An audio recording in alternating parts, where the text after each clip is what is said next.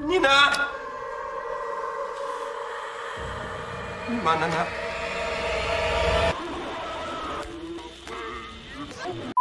Chegou o grande dia, talvez o momento mais aguardado do ano para todos os fãs de filmes de terror, pelo menos para quem é inscrito aqui no canal. Sim, chegou o momento com a lista dos melhores filmes de terror lançados em 2025 até agora. Já aviso que a seleção está bem polêmica, onde selecionei 15 filmes incríveis, dos quais eu categorizo do último ao primeiro lugar, porém só lembrando que é com base na minha opinião pessoal. Então não fiquem chateados se o queridinho de vocês não está na posição que vocês gostariam, porém não irei ficar calado, tá?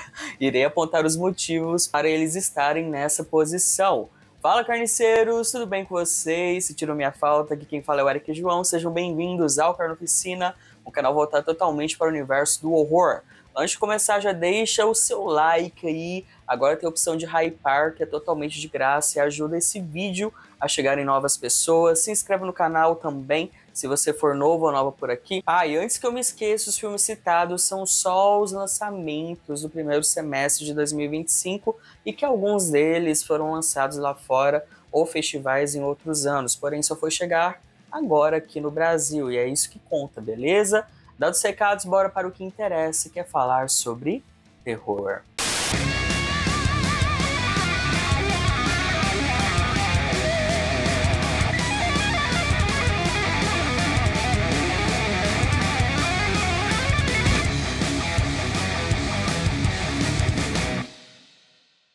Em 15º lugar fica com o filme indonésio The Demon's Bride, que é uma produção bem legal e pirada, talvez uma das melhores dessa safra de lançamentos da Indonésia em 2025, nesse primeiro semestre. Ele tem uma proposta de crítica social bastante interessante, porém consegue ser bem grotesco também. Na trama acompanhamos Hanti, que é uma esposa devota, tem uma filha que nasceu com uma deficiência e é sempre julgada pela família por trabalhar ao invés de cuidar da criança. Acontece que sua filha acaba sofrendo um acidente grave que exige um dinheiro para o tratamento do qual ela não tem. No desespero e com o marido ausente, Hanti encontra uma senhora no hospital que diz ser capaz de curar sua filha. Ela aceita ir na casa dessa senhora e lá mesma participa de um ritual onde acaba se casando literalmente com o próprio diabo. Menyatu dengan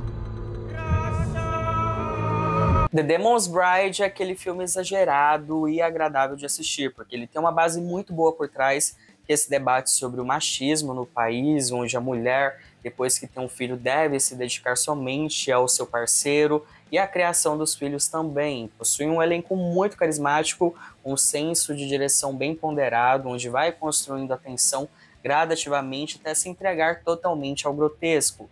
Dirigido por Azark Knoy Lubis, ele já fez outros trabalhos bem legais, como The Verge of Death, inclusive recomendo. Ele sempre tenta trazer debates interessantes sobre questões culturais do seu país, mas sem deixar de lado o fantástico. Então já esperem sangue jorrando para todos os lados, em momentos bem criativos, eu diria até que memoráveis. Um exemplo, depois que essa mulher faz esse pacto com o próprio diabo, automaticamente ela se torna protegida dele. E como ela lida com essa família super tóxica, tirando sua cunhada mais nova, que tem uma mente muito mais progressista, é óbvio que várias coisas ruins começam a acontecer com essa família, porém a forma que acontece que é o grande destaque aqui. Ele tem uma coisa bem especial, que é transitar entre o suspense e mistério, até chegar na parte gráfica, que é um prato cheio para todos os fãs da franquia Evil Dead, onde possui alguns pequenos toques de humor e com momentos até que assustadores. Para mim foi um grande achado esse ano,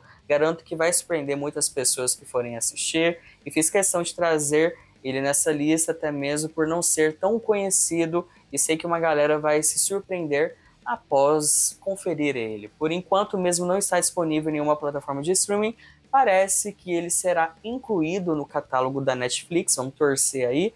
Porém, quem quiser conferir de outra maneira, basta dar uma pesquisadinha por aí que vocês conseguem encontrar. Em 14º lugar fica com o filme francês Hood Witch, que apesar de ter rodado por vários festivais ao redor do mundo, principalmente na Europa, desde 2023, só foi chegar nas plataformas de streaming agora. Esse é outro filme muito bom e, digo mais, bastante original, que traz uma crítica pertinente à tensa vivência de mulheres dentro do contexto islâmico. E apesar de ter várias críticas sociais, não só ao machismo, mas também ao fanatismo religioso, ele é bem tenso e muito bonito visualmente. Na trama acompanhamos Noir, uma mãe solo que vive de contrabando de animais exóticos e produtos ilegais para sustentar o filho e para melhorar sua condição financeira e oferecer um futuro melhor ao seu filho. Noir cria um aplicativo que conecta clientes e curandeiros. No entanto, um dos atendimentos evolui para uma tragédia e Noir precisa defender sua família de um bando de idiotas lunáticos que começam a persegui-la. Esse é o primeiro longa-metragem do diretor e roteirista iraniano Said Belktivia. O filme se passa na França, em um bairro marginalizado, onde a maior concentração de pessoas que moram ali são imigrantes, com foco em personagens do Irã que têm na sua cultura religiosa o islamismo. Então, Noir é uma mulher iraniana que pratica bruxaria não só como uma forma de renda, mas também por sua independência e resistência a uma religião muito conservadora da qual ela não se enquadra, apesar de ter momentos bem interessantes envolvendo rituais que partem para um horror mais expositivo. O intuito dele não é assustar, e sim causar desconforto, não só naquilo que se prende à religiosidade e como isso é usado de uma forma extrema em situações que não existe necessidade, ou seja, fanatismo. Além, é claro, de mostrar como as culturas diferentes em outros países pode gerar um impacto muito grande, mas o principal foco é realmente mostrar a estrutura machista de caças bruxas que infelizmente existe até hoje, principalmente na internet, quando uma mulher tem a vida destruída por falsas acusações, preconceito e misoginia. Ele também aborda a violência doméstica envolvendo o ex-marido da Noir, e isso acaba gerando uma sucessão de acontecimentos repulsivos, com uma brusca perseguição sem fim e repleta de violência com o personagem e automaticamente respingando no seu filho. Esse filme me surpreendeu muito desde os minutos iniciais. Ele é muito caótico, daqueles que em certo momento a gente fica até sem ar assistindo. No aspecto visual, dispensa comentários, ótima fotografia, boa direção e planos bem gravados. Resumindo, basicamente é um survival horror tenso de tirar o fôlego, original, tem crítica social, é angustiante e, sem sombra de dúvidas, uma experiência única. Então é óbvio que não iria ficar de fora dessa lista. Ele também não está disponível em nenhuma plataforma de streaming por enquanto, né, até o momento. Porém, basta procurar nos 7 mares aí da internet. O que vocês acham? E ocupando o 13º lugar fica com Extermínio a Evolução. Ou Extermínio 3, né? E assim, polêmico, né? Sei que muitas pessoas adoraram esse filme, já adianto que sou muito fã dos 2 primeiros filmes. Fui conferir esse nos cinemas e apesar de achar ele bem divertido e com ótimos momentos, confesso que não achei essa Coca-Cola toda não, tá? E vou explicar para vocês os motivos. Bom, depois de se passar mais de 2 décadas desde os acontecimentos do primeiro filme, esse terceiro filme da franquia é focado em uma família que vive isolados em um vilarejo, todo cercado e protegido contra os infectados do lado de fora. Porém, o filho precisa passar por um ritual de sobrevivência com a ajuda do seu pai e, após explorar o lado de fora, descobrir que possivelmente um médico está vivo fora da ilha onde eles moram, ele decide partir na busca desse médico com sua mãe para tentar curá-la de uma doença. Assim, galera, achei esse filme muito foda, tecnicamente, fotografia, trilha sonora e trabalho de pirotecnia, um show à parte, ainda mais sendo filmado apenas por iPhones e com ideias bem legais de captação de cenas, porém achei o roteiro bem pirado e totalmente desconexo com o que foi introduzido no primeiro Extermínio, lançado lá em 2002, o que o tornou tão icônico e referência para outros filmes de zumbis, que é o fator da transmissão ser passada por fluidos corporais. Ok que se passaram 28 anos e que as pessoas podem ter criado anticorpos, afinal tem até novas espécies aqui, porém isso não é explicado, é apenas jogado como qualquer coisa, sendo que o legal dos dois primeiros filmes não era apenas o medo dos infectados, mas sim a apreensão de como seria a contaminação. Tem ótimos momentos, conseguiu me entreter, apesar do final do filme em si parecer uma paródia de Stakeland. Tá longe de ser um filme ruim, certo? Sinto muito para quem não gostou dele estar nessa posição, porém realmente não desceu e acho que foi até bonzinho demais. E para quem quiser conferir, ele já está disponível em alguns cinemas, está disponível ainda, e em breve estará disponível no catálogo da Prime Video também. E em 12º lugar fica com outra continuação, só que dessa vez da franquia Premonição. Sim, estou falando de Premonição 6 Laços de Sangue. Esse sim eu queria muito ter visto no cinema, porque apesar de absurdo, achei um terror pipoca de qualidade, também tem algumas ressalvas sobre ele. E sim, nem tudo é perfeito aqui, mas é muito divertido. No longo acompanhamos Stephanie, uma estudante universitária que é atormentada por um pesadelo recorrente que parece estar ligado à sua avó, sem contato com ela há anos, e após uma sucessão de tragédias, a única solução é ir atrás dela na tentativa de entender o que está acontecendo com sua família após cada um deles morrerem tragicamente.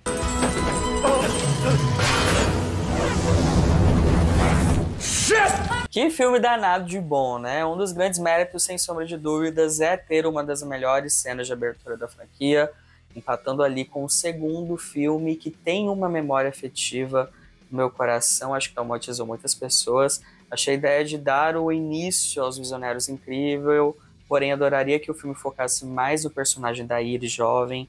Gostei muito da atriz Brake Bassinger, acho que é assim que se fala, achei ela bastante carismática no papel. Adoraria ver um spin-off só com ela, porém apesar de ser bastante divertido, é muito abrupto. As mortes são bem exageradas, tem uma pegada de humor que particularmente me agrada, só acho que peca bastante nos exageros, porque até então a franquia meio que surgiu para causar traumas em várias pessoas, pela possibilidades assim, de mortes mais verossímeis, mesmo com um fator fantástico por trás. Um exemplo é a clássica cena de abertura do segundo filme envolvendo o caminhão transportando as madeiras. Eu tenho certeza que causa uma baita aflição até hoje em quem se depara com a mesma situação. A conclusão final dispensa comentários, é o exagero do exagero, perde bastante o tom aqui, mas assim, para mim conseguiu resgatar a franquia muito bem, achei bom de verdade. É claro que não posso esquecer o ponto mais alto da trama para mim, que é quando aparece o William, interpretado pelo ator Tony Todd,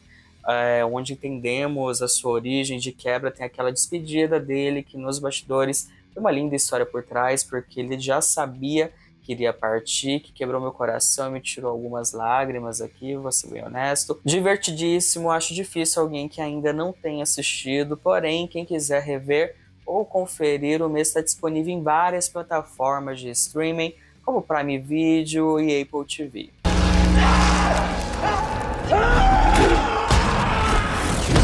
Ficando em 11º lugar, irei falar de um filme que não teve o devido reconhecimento que merecia, porém me surpreendeu bastante. Estou falando de O Pranto do Mal, que é uma coprodução da Argentina, Espanha e França, assim, esses países todos. E galera, esse daqui me surpreendeu muito, não só pela mensagem que ele traz, mas também por momentos realmente assustadores e uma qualidade técnica impressionante. O longa é dividido em 3 partes e em décadas diferentes. No começo, conhecemos Andrea, uma jovem universitária que, após descobrir o paradeiro da sua mãe biológica, começa a ser perseguida por uma força sobrenatural. Nessa busca, essa força maligna acaba tirando pessoas muito importantes da sua vida, até voltar no tempo e contar a história não só da sua mãe, mas de outra mulher envolvida. ¿Ese es Tom? No ha salido un momento, pero si no hay nadie, mi amor. Basicamente, o subtexto desse filme é sobre várias questões envolvendo a vivência de mulheres em um contexto misógino, violento, que é replicado por traumas que parecem nunca terem evoluído com o passar do tempo. Por mais complexo que ele pareça ser, na verdade ele é mais simples de entender do que vocês imaginam. O legal desse filme é que ele logo de cara te prende nessa trama macabra envolvendo primeiro o personagem da Andrea, que é interpretada pela atriz Esther Exposito, que anda pegando papéis bem legais em filmes de terror E diferente dos filmes citados, ele é um pouco linear e mais dramático, porém com ótimos momentos. Exemplo, essa figura que começa a persegui-la. É muito assustadora, tem uma cena onde ela fica deitada com sono, tentando se filmar, que dá uma agonia desgraçada. Daí o filme volta para o passado e conta a história da sua mãe biológica e também de uma aspirante cineasta. As coisas começam a pesar a mão e ir para um lugar mais mórbido e bizarro, e mesmo sem tantos exageros, ele consegue te prender e causar aquele medo, principalmente daquilo que é desconhecido. Ouso dizer que ele teve bastante influência de It Follows, o esquema que é bem parecido, e para mim ele está nessa posição acima de vários queridinhos de muitas pessoas, pelo fato da qualidade que ele entrega. Ele é muito bem executado, tudo no limite certo. Fiquei apaixonado pela fotografia, direção de arte, sonoplastia e principalmente as atuações. Sem sombra de dúvidas, um dos grandes destaques do ano e que merecia muito mais visibilidade. E para quem quiser conferir, ele está disponível na HBO Max. Indo agora para o nosso top 10, se preparem porque eu tenho certeza que muitos dos filmes que irei citar, pouquíssimas pessoas assistiram. Em 10º lugar, é um daqueles que é outro filme espanhol chamado You're Not Me, um folk horror, que me surpreendeu muito pela riqueza de mensagens que ele tenta passar, ao mesmo tempo que consegue ser bastante tenso. Na história acompanhamos a Aitana, que volta para casa na véspera de Natal pela primeira vez depois de 3 anos morando no Brasil, sim, tem isso. Porém descobre que seus pais a substituíram por uma mulher desconhecida que está sendo tratada como a nova filha da família. Estás bem, hija? Já adianto que esse filme é de baixo orçamento, porém muito bem executado, com apenas um defeito, que é justamente a parte do Brasil. Afinal, a protagonista é casada com uma mulher brasileira, onde as duas têm um filho adotivo, e a dinâmica não fica tão legal, porque eles meio que tentaram forçar que a personagem brasileira não sabe falar espanhol direito, daí solta algumas palavras avulsas em português que não faz sentido. E a Aitana também, por morar no Brasil, não fala quase nada em português. Na verdade, ela nem fala, e isso é a única coisa que me incomoda aqui. Mas para compensar, eu acho genial esse embate, não só de cultura, mas também por abordar problemáticas envolvendo preconceito, não só por orientação sexual das personagens, mas também racismo. Afinal, a esposa da Aitana é uma mulher negra e o filho delas também.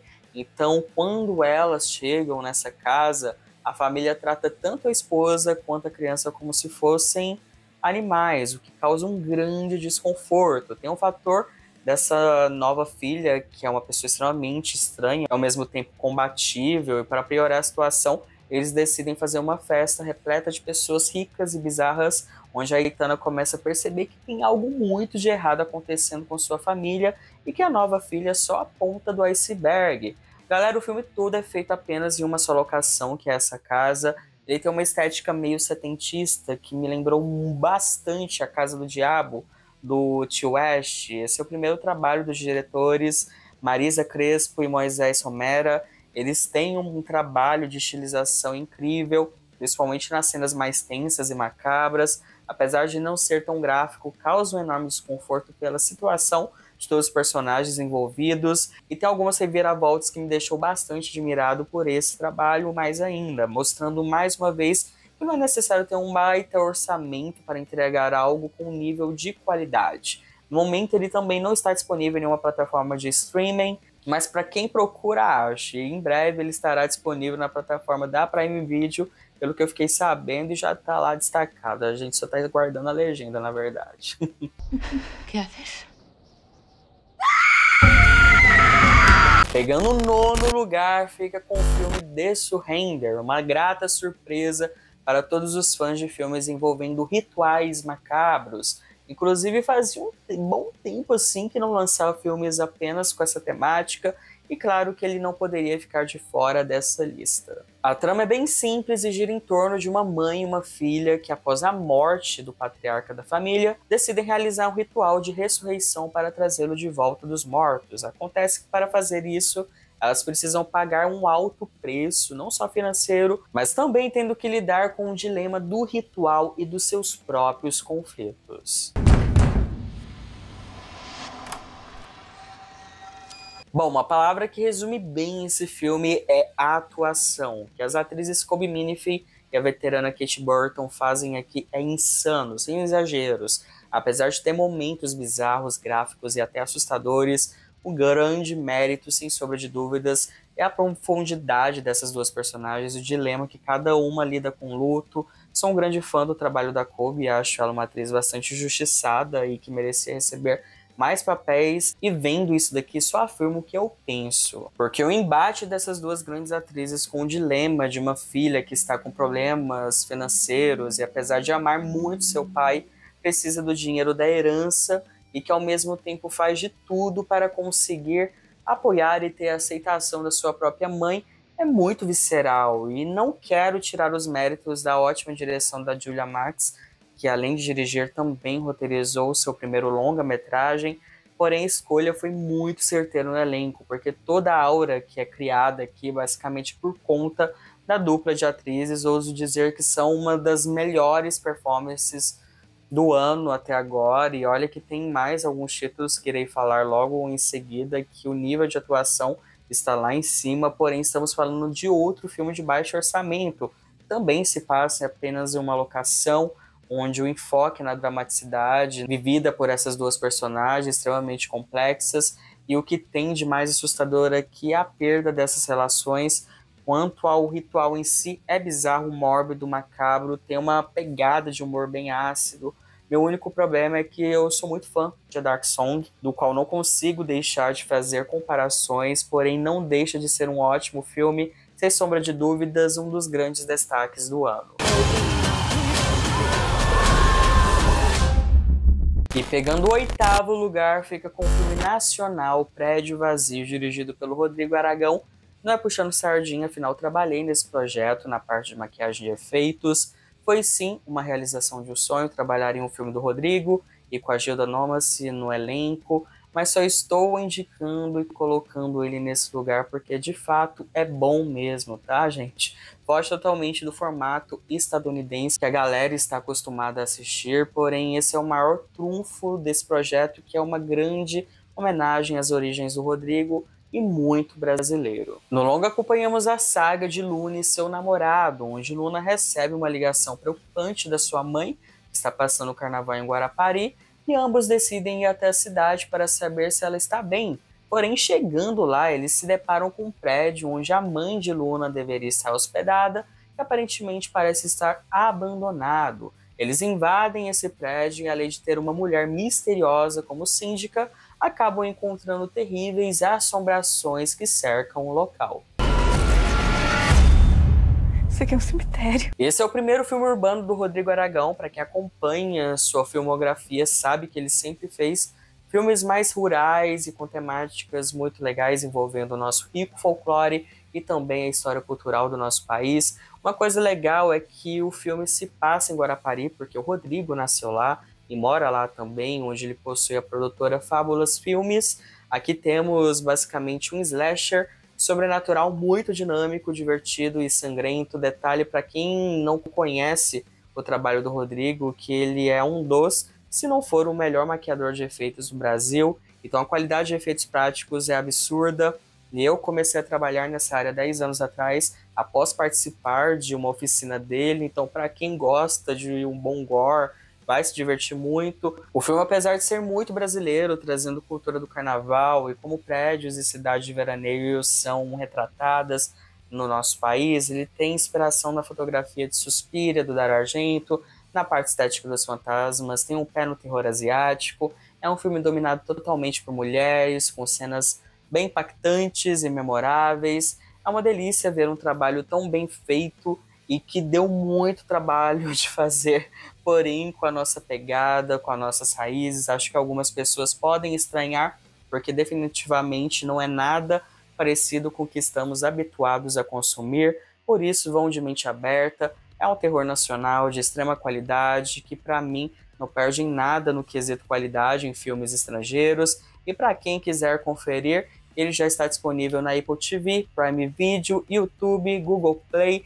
Claro TV e Vivo Play para alugar. E fazendo isso, além de assistir um ótimo filme, também ajuda o nosso cinema brasileiro. E quem for assistir e ver um baixinho tropeçando no ônibus, sou eu, tá? Sim, também fiz figuração e já posso começar minha carreira como ator também. Então, prazer aí pra vocês.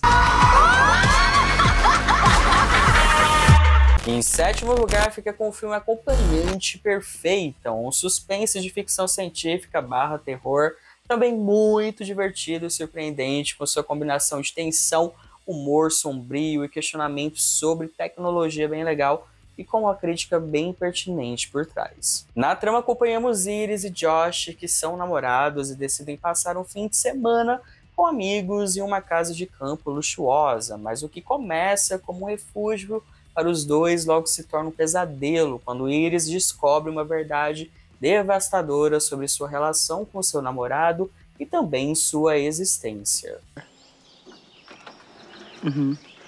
Eli Anderson. Shh, baby, you're on the phone. Tem duas coisas bem chatas para quem ainda não assistiu esse filme. Primeiro, que é muito difícil de falar sobre ele sem entregar nenhum tipo de spoiler. Segundo, é que o trailer acaba entregando demais. Tanto que quando fui assistir, por ter conferido o bendito trailer, eu já imaginava o que iria acontecer. Então não assistam o trailer, quem não assistiu, tá? Algo que acho difícil alguém não ter visto, já que esse filme foi um enorme sucesso e bem comentado. Mas assim, galera, ele está nessa posição porque realmente é um excelente filme e a condução dele é muito gostosa de acompanhar, porque ele passa por vários estágios de evolução e traz uma crítica muito foda sobre a falta de pertencimento e objetificação e vaidade das relações humanas. É um filme pop, porém muito bem roteirizado, editado e fotografado. A atuação da atriz Sophie Thatcher na pele da Iris está absurdamente incrível aqui, ainda mais por ser uma obra aberta a diversos subgêneros. Ela consegue transmitir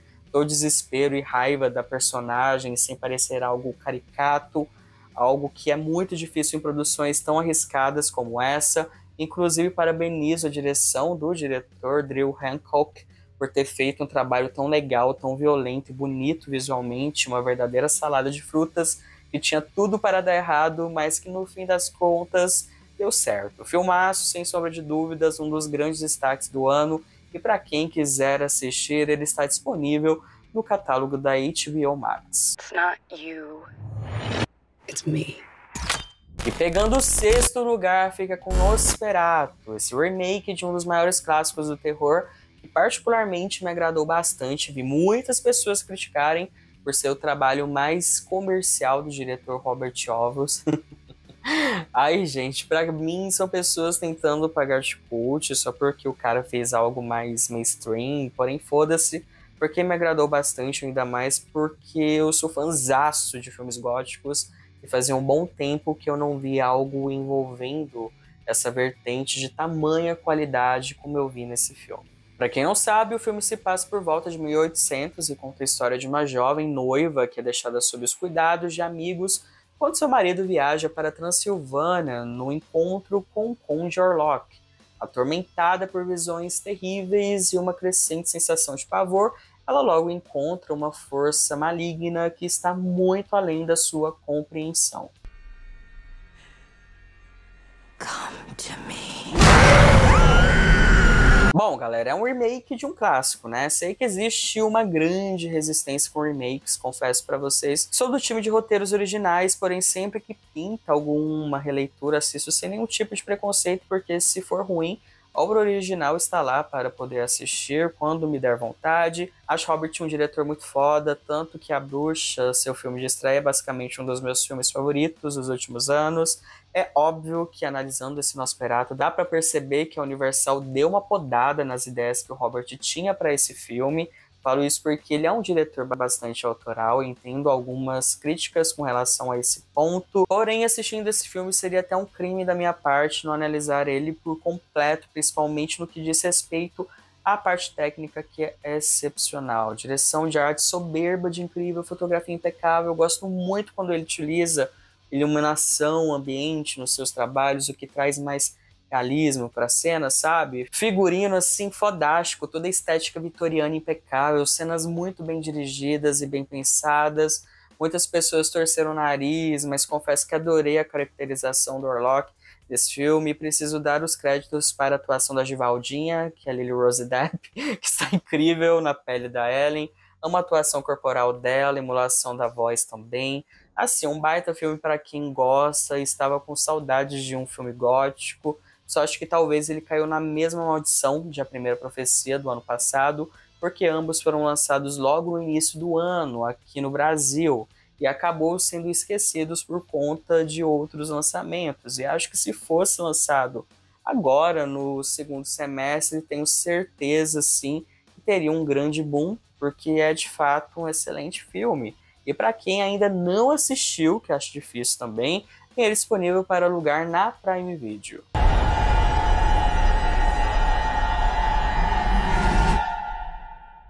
Nosferatu.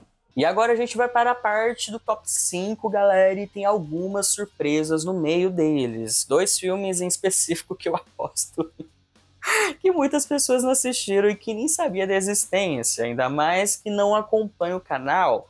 Então, se você aí do outro lado que está assistindo esse vídeo e ainda não é inscrito, tá moscando, tá? Já se inscreve aí, ativa o sininho, porque se vocês querem dicas de filmes incríveis, principalmente desconhecidos, muitas vezes só eu e o capeta conhece, conto muito com o apoio de vocês, bora que ajuda a bater a meta de 30 mil inscritos certinho, conto com vocês, então bora lá? Então é isso. E pegando o 5º lugar, fica com Invader, pois é. Por essa vocês não esperavam, né? Que porra é essa de Invader, Eric? Calma aí que eu vou explicar.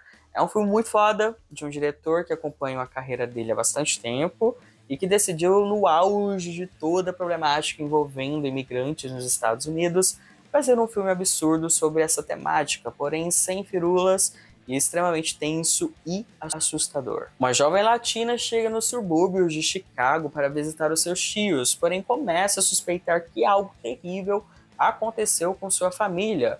Perambulando pela cidade até chegar na casa dos seus tios, ela já começa a ser hostilizada e quando finalmente chega no seu destino, as coisas só pioram. Dirigido por Mickey Keaton, na verdade, tô aloprando, que é um diretor independente, fez filmes muito bons, como Carnage Park, Darling, e Vader provavelmente é o filme mais pobrinho de orçamento dessa lista, porém isso não mede qualidade, tá? Sempre falo aqui no canal, tendo boas ideias e uma direção competente, isso é mais que o suficiente para um filme ser incrível.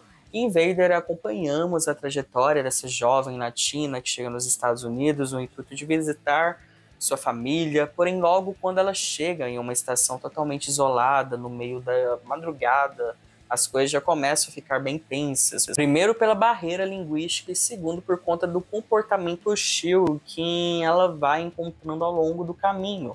O que me surpreendeu muito nesse filme é que ele é de invasão domiciliar, ao mesmo tempo que ele brinca muito com aquilo que é desconhecido do lado de fora.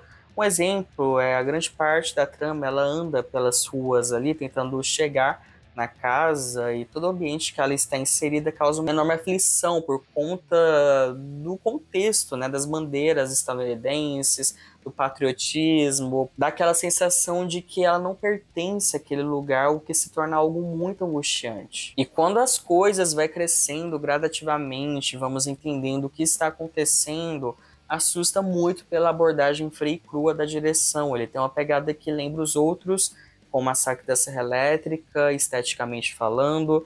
Ele não é tão verborrágico, é muito mais visual e sensorial. Não tenta ser didático na mensagem que quer passar, e isso é bem legal. O trabalho de trilha sonora é muito importante aqui, com sons agudos e gritos estridentes por trás, deixando tudo muito mais mórbido ainda. Ele basicamente é todo filmado na mão para trazer essa dinâmica desenfreada dos acontecimentos, e confesso que isso pode causar incômodo em algumas pessoas, porém isso é proposital, porque junto com a trilha sonora tem momentos que eu fiquei assim na ponta do sofá assistindo e dá uma dor de cabecinha assistindo mesmo, tá, gente? E apesar de não ter cenas tão gráficas e efeitos mirabolantes, o negócio é tenso, viu? Muito tenso. Não é à toa que ele está nessa posição. Eu admiro muito quem faz um trabalho como esse, com pouco orçamento, e para quem quiser conferir essa pérola terá que procurar por aí, mas prometo que vai valer a pena.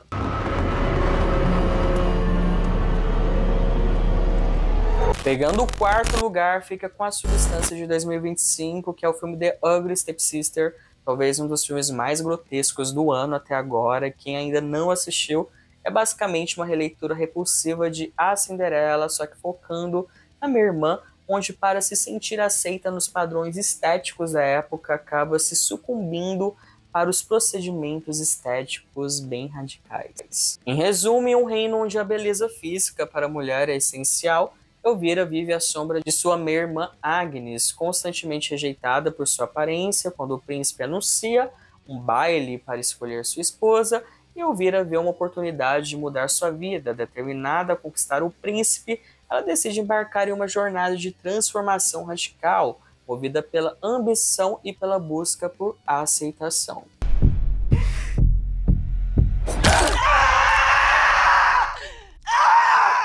Esse filme foi muito aguardado desde as primeiras impressões que ele causou em vários festivais, principalmente com o comparativo que ele teve com A Substância, porque ambos os filmes abordam a toxicidade da pressão estética que é jogada em cima das mulheres. Só em A Substância isso é causado pelo mundo midiático, onde atrizes não podem envelhecer e são descartadas por conta da idade. Essa versão é como se fosse uma herança de ensinamentos de uma mãe para a filha, onde a mãe da Elvira transmite todo o contexto dos moldes de sobrevivência daquela época para mulheres, a forçando a alcançar o ápice da perfeição, que é claro que não existe, para poder se casar com um cara rico, de preferência o príncipe. E a partir daí tem um show de horrores envolvendo os típicos procedimentos estéticos de 1800, que eram extremamente invasivos, e procedimentos esses que são invasivos até hoje, né, para ser bem honesto. E até o lance da tênia, que me espantou muito algumas pessoas não conhecerem, porém isso era febre na década de 90, e até conheci pessoas que se aventuraram por esse caminho. E esse é o primeiro longa da diretora e também roteirista Emily Blicchef, não sei pronunciar, tá, gente? Alguém que devemos ficar de olho, porque ela tem uma visão artística bastante única de contar essa triste e visceral história do ponto de vista bastante realista, e ao mesmo tempo onírico, os elementos de fotografia com cores saturadas e quase granuladas, como se estivéssemos assistindo um conto de fadas ou um pesadelo.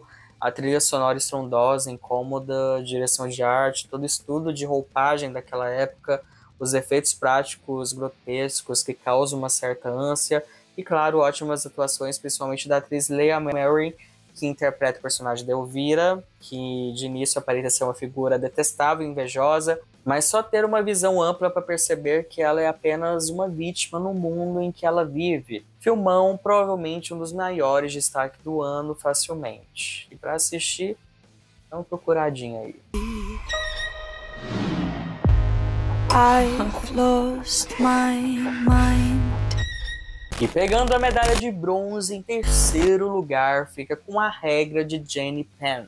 Provavelmente um dos filmes mais angustiantes de 2025 até agora, claro, na minha humilde opinião. Esse longa também é uma produção de baixo orçamento da Nova Zelândia e ganhou uma grande projeção através de um comentário do Stephen King elogiando ele. Olha que isso pode ser bom, hein, tá? Porém, o Stephen acertou bastante nessa indicação. Confinado em uma casa de repouso, isolado e preso dentro de seu corpo, atingido por um derrame, um ex-juiz deve deter um psicopata idoso que emprega um fantoche infantil para abusar dos moradores da casa, com consequências mortais. Esse negócio do emprega ficou estranho, né? Porque eu não queria falar aqui em série diretamente. Ai, que delícia! Galera, que filme totalmente original e bom. E apesar de toda a bizarrice que encontramos aqui, o ponto alto é as atuações dos grandes astros veteranos, que são David Carley, que interpreta esse juiz solitário, que tem uma questão moral e ética muito forte na sua postura e nos seus argumentos, e também do Geoffrey Rush, que já interpretou durante sua longa carreira vários personagens insanos, mas dessa vez ele está mais mórbido e assustador do que nunca. Particularmente sou muito fã dos filmes de terror envolvendo personagens da terceira idade, porque existe uma falsa representação sobre pessoas idosas, do qual nós fomos configurados a respeitar desde criança. Não que isso seja errado, mas olhar com um certo tipo de empatia e ternura, e esse filme mostra os dois lados, porque ao mesmo tempo que desmistifica não só a relação da velhice e suas limitações, também mostra que tem pessoas ruins e sádicas em qualquer tipo de idade, tá? Cara, eu passei tanta raiva assistindo isso daqui, porque o personagem do Joffrey é tão sádico e cruel com os seus companheiros de asilo que você fica enojado com o comportamento dele. E por se tratar de idosos, tudo o que acontece deixa aquele gosto amargo de impotência. Ele chega a ser claustrofóbico em vários momentos, e o lance da boneca tem um subtexto bem bizarro por trás, mas nada fantástico, amaldiçoado, é apenas o elemento usado não só para trazer cenas bizarras, mas também que ajuda a construir a narrativa do filme. Simplesmente sensacional, sem sombra de dúvidas, pelo menos para mim, é um dos melhores filmes de terror do ano. Procurem aí para assistir, eu garanto que não irão se arrepender.